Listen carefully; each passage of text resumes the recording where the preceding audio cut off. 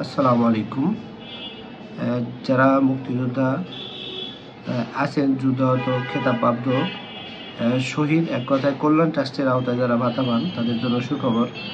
মুক্তিযুদ্ধ বিষয়ক মন্ত্রণালয় 24-25 অর্থ বছরের বাজেট যুদ্ধাহত শহীদ ও খেতাবপ্রাপ্ত বীর মুক্তিযোদ্ধাদের বরাদ্দকৃত অর্থ দ্বিতীয় কিস্তির রাষ্ট্রীয় সম্মানী ভাতা বাবদ 229,60,90,000 টাকা অর্থ মঞ্জুরি জ্ঞাপন করেছে।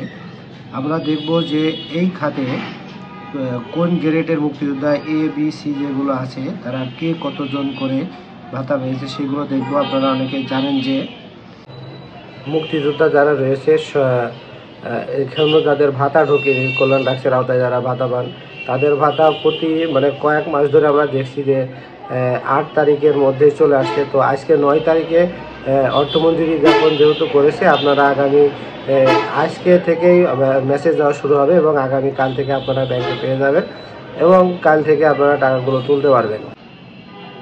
জীবিত যারা বঙ্গুত্ব 96 থেকে 100 এরকম আছে সারা বাংলাদেশে 19 জন, তারা 45,000 টাকা করে পায়। আর মৃত যারা আছে এদের আপনার 33 জন, এরা 37,000 টাকা করে পায়।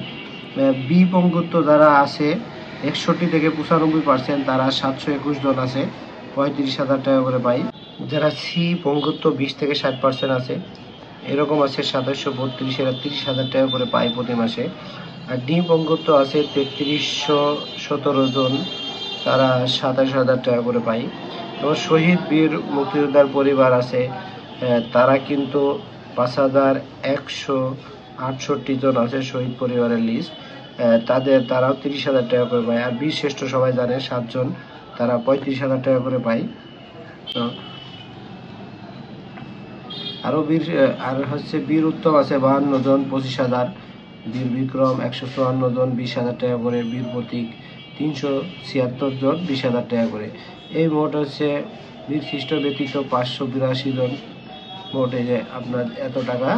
আপনারা জানলেন যে কোন ক্যাটাগরির বা কোন শ্রেণীর মুক্তিযোদ্ধা কত করে ভাতা পায় এবং আপনাদের যে ভাতা ঢুকে গিয়েছে সেটা সম্পর্কে বিস্তারিত জানানো হলো। তো যাই হোক, এই ছিল ভিডিওটি ভালো লাগলে অবশ্যই লাইক ও শেয়ার করবেন।